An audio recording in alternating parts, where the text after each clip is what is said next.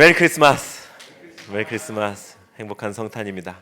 방금 읽었던 말씀을 가지고요, 예수님의 평화라고 하는 제목으로 말씀을 나눠보겠습니다. 저를 한번 따라해 주시죠. 예수님의 평화.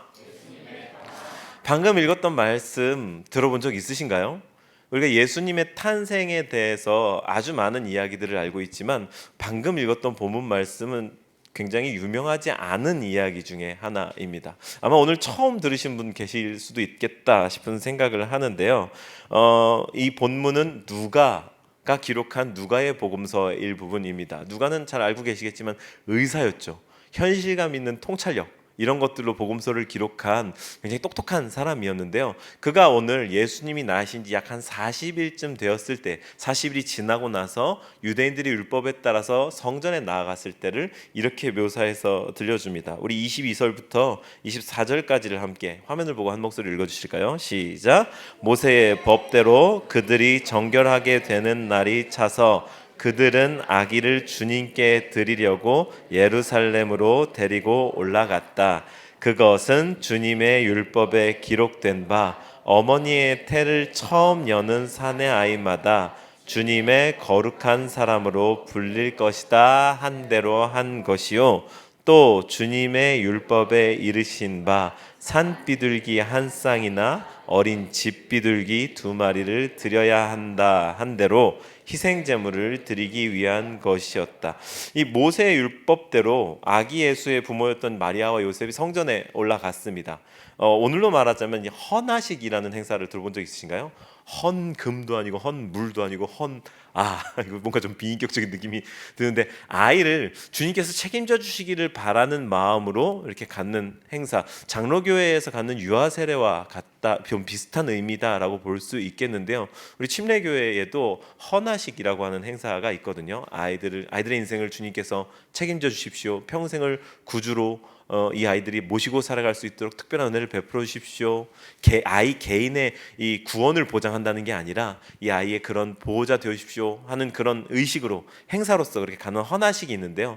이 본문을 근거 구절로 합니다. 이렇게 예수님을 모세 율법에 따라서 가서 제사를 드리고 정결례를 했던 그러한 배경을 가지고 있죠. 딱 그때인 겁니다. 그래서 성전에 올라갔는데 시므온이라고 하는 한 노인을 만나게 된 거죠. 시므온. 이 시몬이 이 예수님을 보면서, 그리고 마리아와 요셉을 보면서 어떤 이야기를 한 것이 오늘 본문에 담겨 있고, 오늘 우리는 이 본문을 통해서 성탄에 대해서 조금 이야기를 해보려고 합니다. 그런데 왜 다른 성탄 이야기들에 비해 이 이야기가 별로 안 유명할까요? 동방박사가 별을 따라서 찾아왔다든가, 예수님이 구유에 누이셨다든가, 여관에 방이 없어서 이렇게 막 돌아다니셨다든가, 처녀가 잉태했다든가, 이런 종류의 비그리스도인들, 찾는 이들에게도 유명한 이야기들, 그것보다 이 이야기는 왜 좀 덜 유명할까? 제가 생각건데 이 본문의 분위기가 조금 그러한 신비적이고 좀 이런 이야기들이랑 다르게 어둡기 때문이 아닐까라고 하는 생각을 합니다. 제가 왜 어둡다라고 본문을 묘사하냐면요, 우리 생각에 예수님은 평화로 오셨고, 아기 예수, 구유에 누이시고 평온하고 예쁘고 막 이런 이미지들이 우리가 아기 예수에 대해서, 탄생에 대해서 갖고 있는 이미지인데, 이 본문을 한번 볼까요? 34절 한번 보여주실까요? 34절을 함께 한 목소리를 읽어주시죠. 시작. 시므온이 그들을 축복한 뒤에 아기의 어머니 마리아에게 말하였다.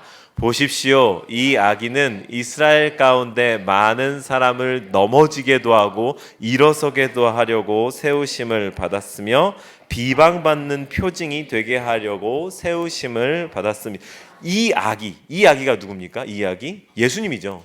이 아기가 이스라엘 가운데서 많은 사람을 세운다는 건 우리가 익숙한 이미지인데, 예수님은 이 땅에 세우러 오셨어, 사람들 치유하러 오셨어, 깨끗게 하려고 오셨어, 이런 이미지는 우리가 이해하는데, 넘어지게 한다? 비방받는 표징이 된다? 이거는 조금 우리가 생각하는 평화의 예수님의 이미지랑은 조금 다르다 이 말입니다. 그렇기 때문에 이 성탄의 이미지, 성탄의 분위기, 우리가 흔히 고정관념으로 알고 있는 예수님은 평화시다, 평화의 왕이시다 이렇게 의미하는 것과 조금 결이 달라 보이기 때문에 다른 성탄 설화에 비해서는 조금 덜 유명하지 않은가, 제가 그렇게 추측을 해본다고 하는 거죠.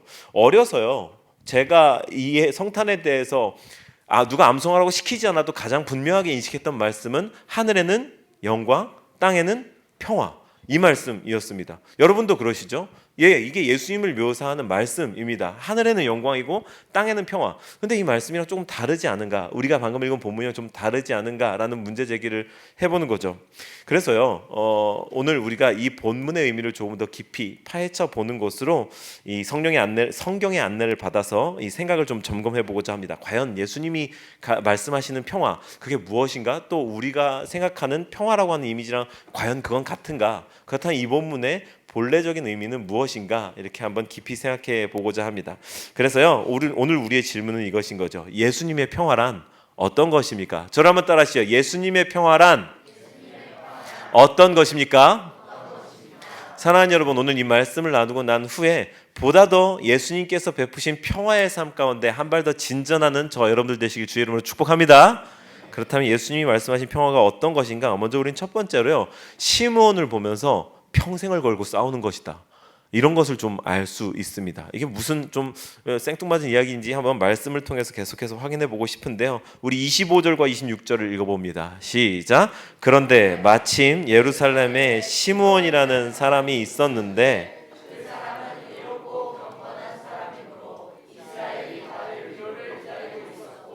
또 성령이 그에게 임하여 계셨다.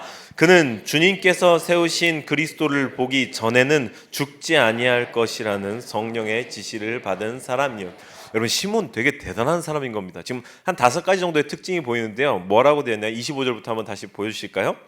시몬이라는 사람이 있었는데 그 사람은 첫 번째로 뭐라고요? 의롭고, 그리고 경건한 사람이고, 또 이스라엘의 받을 위로를 기다리고 있었고, 이게 대박인데 성령이 그에게 임하여 계셨다. 그죠? 그리고 26절로 넘어가면 더 대박인 게, 그는 주님께서 세우신 그리스도를 보기 전에는 죽지 아니할 것이라는 성령의 지시를 받았다. 여러분, 이래서 사명자는 죽지도 못하는 겁니다. 그리스도를 보기 전에는 죽지도 않을 거라는 그런 특별한 계시를 받은 사람이 이 시몬이었다는 사람인데요. 여기서 의롭고 경건하다라는 말로 번역된 이 단어가요, 종교적 책무에 충실했다, 성실한 사람이었다라고 하는 의미를 갖습니다. 이 단어가 예수님의 아버지인 요셉에게도 그대로 쓰였었는데요. 디카이오스라고 하는 언어인데, 이게 신적 법률과 인간적 도덕률을 모두 다 완전하게 준수한다라고 하는 뜻을 갖거든요. 되게 피곤하게 살았던 사람인 겁니다. 그래, 이 정도는 돼야 성령이 늘 임하여 함께 계시는 그런 것인 거죠. 이 사람이 얼마나 자기의 유대인됨, 그리고 하나님의 백성됨을 철저하게 지키면서 살았는가. 이때 당시에 유대 율법을 우리가 조금이라도 안다면 이게 얼마나 빡센 삶이었는가를 우리가 안다 이거죠. 단 한 가지 예로 이때 당시 율법의 본래 정신, 모세 율법의 본래 정신에 다른 뭐 첨가물들이 와서 붙고 그러다 심지어 어떻게까지 됐냐면, 바느질을 몇 담 이상 하면 그건 노동이기 때문에 안식일에는 해서 하는데, 만약에 신과 인간의 율법을 동시에 준수하는 사람으로서 주일날 어디를 가다, 그 몇 걸음 이상 가면 안 되죠. 어디를 가다가 바지가 터지면 꿰매면 안 되는 겁니다. 웃으라고 준비한 얘기인데 분위기가 이상해지네. 그런 종류, 제가 일례를 들었지만 이때 당시 유대 율법을 준수한다, 완전하게 준수한다는 평가를 받는다는 것은 이처럼 피곤하고 힘든 일이었다라는 것을 제가 강조하고 싶어서 드린 말씀이라는 거죠. 그래서요, 이 사람이 평생을 그렇게 율법을 준수하는 사람, 성령이 동행하는 사람, 성령이 임해 계신 사람, 경건하고 의로운 사람으로서 평생을 살다가 그리스도를 보기 전에 죽지 않을 거라는 말씀까지 들었는데, 이제 그렇게 대망하고 고대하던 그리스도를 만났을 때 그가 어떻게 이야기를 하는가, 27절부터 나와 있는 거죠. 27절부터 31절, 32절까지를 한번 읽어보시죠. 시작. 그가 성령의 인도로 성전에 들어갔을 때에 마침 아기의 부모가 율법이 정한 대로 행하고자 하여 아기 예수를 데리고 들어왔다. 시므온이 아기를 자기 팔로 받아서 안고 하나님을 찬양하며 말하였다. 주님, 이제 주님께서는 주님의 말씀을 따라 이 종을 세상에서 평안히 떠나가게 해 주십니다. 내 눈이 주님의 주님께서 이것을 모든 백성 앞에 마련하셨으니 주님의 백성 이스라엘에게는 영광. 군대에 다녀오신 분들은 불침번 서보신 경험이 있을 겁니다. 그죠? 불침번, 자지 않고 남들 다 자는 시간에 당번으로 한 명 딱 서서 남아가지고 무슨 일이 일어나지 않나, 병사들은 잘 자나, 습도는 어떤가, 온도는 어떤가 계속 다니면서 점검하는 불침번이 매 1시간 간격으로 모두가 잠든 시각에 있습니다.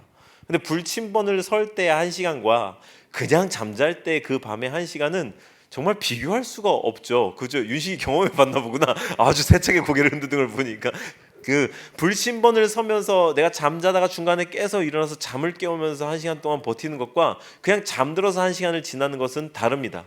말하자면 시므온이 자기의 평생을 그리스도를 대망하는 사람으로서 이제나 오시나 저제나 오시나 기다렸던 하루하루와 그냥 아무 생각 없이 이 땅이 어떻게 흘러가든 말든 살아가던 사람의 하루하루는 질적으로 달랐을 거라 이 말입니다. 시므온이 보냈던 하루하루는 그런 종류의 하루하루였던 거죠. 예수님을, 그리스도를 기다리는 삶, 대망하는 삶. 우리는 본문을 되게 이렇게 밋밋하게 읽었지만 지금 두근두근 거리는 겁니다. 시므온은 이 27절을 볼까요? 그가 성령의 인도로 성전에 들어갔을 때에, 그가 성전에 가기 전에 성령으로부터 어떤 음성, 인지가 사인이 있었던 겁니다. 성령의 인도로 성전에, 성령님께서 지금 나를 성전으로 들어가라고 하시네. 왜 그러시지? 혹시 그리스도가 오신 것이 아닐까? 두근두근 거리는 마음으로 이렇게 들어가니까 젊은 부모 한 쌍이 아이를 하나 데리고 딱인데 직관적으로 알았던 거죠. 그리스도다. 그리고 그를 이제 품에 안아들고 그제서야 하는 얘기가 29절에 주님, 이제 주님께서는 주님의 말씀을 따라 이 종을 세상에서 평안히 떠나가게 해주십니다. 죽지 못해 사는 인생, 이게 아니라 내가 사명을 다해야 이 세상을 떠날 수 있을 텐데, 사명을 완수하는 인생이 되어야 할 텐데, 여태까지 내 사명을 완수하기 위해 언제나 그리스도께서 오실까 기다리던 삶이었는데 이제 그리스도를 내 눈앞에 보여주시는군요. 막 눈물이 가득히 차올라서 감격하며 하는 얘기가 바로 이 문장인 겁니다. 주님, 이 종을 세상에서 떠나게 해주시는군요. 이게 여러분 사명을 받은 사람, 성령의 인도함을 받는 사람의 모습인 겁니다. 그러니 사랑하는 여러분, 사명을 발견하고 소명대로 살아가려면, 예수님이 이 땅에 오신 의미와 이유를 살아가는 사람이 되려면 성령에 민감해야 되는 거고, 늘 주님과의 교제, 주님이 어떤 뜻을 가지고 이 세상을 디자인하셨는가, 회복해가고 계신가에 대한 분명한 인식이 있어야 되는 겁니다. 성령의 계시를 듣는다는 거, 눈을 감았을 때 하늘에서 에코가 가득한 음성으로 왼쪽으로 세 발짝 짝짝 오른쪽으로, 이런 거를 의미하는 게 아니고요. 성경을 통해서 하나님이 우리에게 계시해 주신 유일한 진리의 공인된 통로는요, 성경입니다. 나머지는 개인적인 경험이기 때문에 이렇다 저렇다라고 이렇게 공식화할 만한 것들이 못 됩니다. 성경을 늘 가까이 하면서 오늘처럼 이렇게 성경의 말씀을 통해서 주님의 뜻이 무엇인가를 늘 분별하고 마음에 두면서 살아갈 때 성령님께서 어느 날 우리의 마음 가운데 계시해 주실 것이라는 거죠. 이것이 내 뜻이야. 이것이 널 향한 나의 소명이야. 네가 이루었으면 하는 거야. 그때에 한 걸음을 옮길 수 있는 그 한 걸음의 신앙은 한 걸음을 뛸 때 위대한 게 아니라 그렇게 평생을 살아가는 것, 불침번을 서면서 밤을 새는 것처럼, 그리고 이 시므온이 평생을 의롭고 경건한 사람 디카이오스로 평생을 살아온 것처럼 평생을 지켜낼 때야 그 한 걸음이 가능한 거란 말이죠. 우리는 이 한 걸음에 집중하는 경향이 있는데요, 사랑하는 여러분, 그 한 걸음을 위한 이 백그라운드가 얼마나 큰지를 알아야 됩니다. 마치 빙산의 일각이 이 바다 위에 요만큼 솟아 있어도 그 아래 이만한 밑둥을 가지고 있는 것처럼, 우리가 그 한 스텝을 위해서 평소에 얼마나 주님과 인격적인 교제를 깊이 해야 하는가. 그러면은요, 이제 한번 되짚어 보시죠. 예수를, 메시아를 고대하는 삶이라는 것, 즉 평화를 기대하는 삶이라는 건 우리가 생각하는 아무런 사건 사고도 없는, 그냥 숨쉬기만 하면 되는 종류의, 아무 일이 없는 종류의 평화가 아니라 그 평화가 있도록 싸워내는 것입니다. 전쟁을 억제하는 강한 군대라는 말을 들어보셨습니까?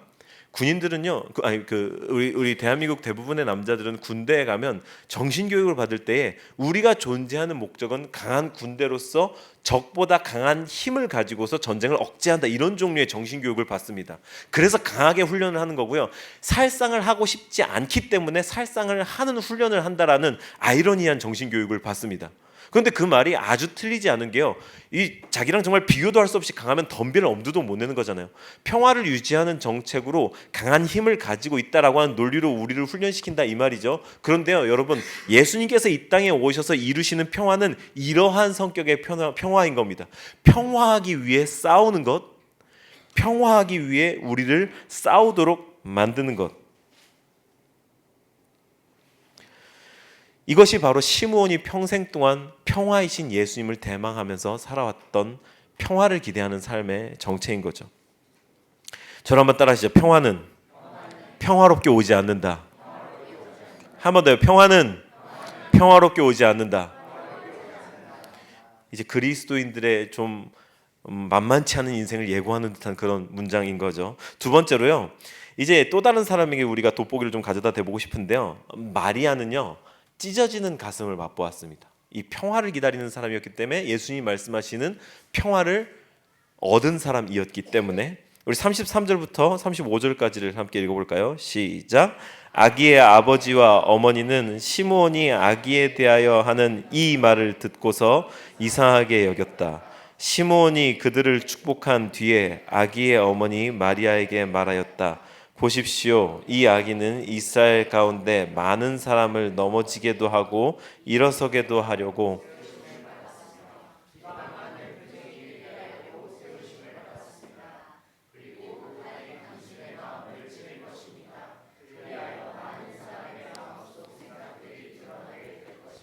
특별히 35절의 이 상반절은요, 마리아를 콕 집어서 한 말입니다. 그리고 칼이 당신의 마음을 찌를 것입니다. 무슨 말인지 이해가 되시나요? 칼이 당신의 마음을 찌를 것이라. 마리아는요 예수님의, 그리스도의 육신의 어머니가 되는 엄청난 영광을 누린 여인이었습니다. 그런데요 그건 동시에 아주 큰 아픔을 예고하는 것이기도 했습니다. 생각해 보시죠. 이 예수님이 사역을 시작할 초창기에 사람들이 다 예수님을 미친 사람 취급하면서 그 예수님의 가족들을 불러다가 가서 당신의 아들을 좀 말리시오, 이래서 형제들과 함께 예수님, 이 마리아 갔던 적이 있습니다. 그러자 예수님이 얼굴도 안 내비치고 누가 내 부모요 누가 내 형제냐 이렇게 매섭게 쏘아붙인 적이 있습니다. 그럴 때에 이 엄마, 육신의 엄마로서의 마리아의 마음이 어땠을까요? 분명히 그 여인은 예수님 천사가 찾아와서 잉태하는 그 직접 계시를 받은 당사자였고, 예수님이 어떻게 태어나셨는지를 봤고, 오늘 이 시므온의 사건도 경험했고, 동방박사가 찾아오는 것, 막 모든 종류의 사건을 다 직접 경험했던 여인이었을 텐데, 그때 이 말을 들은 이 인간 마리아의 마음이 또 어땠을까요? 이것을 한 가지 또 생각을 해보면서, 점점 권력의 칼날이 이 아들의 목을 겨누을 때 그걸 지켜보는 불안감, 아무리 신적 계시를 받고 이렇게 출생한 아들이었다 한들 거기에 대한 불안감이 하나도 없었을까요? 그리고 결정적으로 십자가의 전라의 상태로 매달린 막 피를 철철 흘리는 성인이 된 아들의 모습을 볼 때 그 어미의 마음이 어땠을까요? 이것은요 그리스도와 가장 가까운 혈연적 관계 를 맺은 어미였기 때문에 남들보다 더 깊게 감당했어야 할 큰 아픔, 큰 슬픔이었을 것입니다. 칼로 마음을 찌르는 고통, 내가 아는 아들 예수, 그리고 천사로부터 계시받은 하나님의 아들 예수, 이 둘 사이에 갈등이 있지 않았을까? 생각해 보시죠. 평생 동안 내 아들은 이 땅을 구원하러 오신 하나님의 아들, 야훼의 아들 예수 그리스도십니다, 이렇게 영생을 이루고 살았을까요? 아니요, 저는 그렇게 생각하지 않습니다. 완전히 어린 아이였을 때에, 그리고 점점 성장해 가면서 그냥 부모와 자녀로서 그 관계를 맺어가면서 예수님이 효자셨거든요.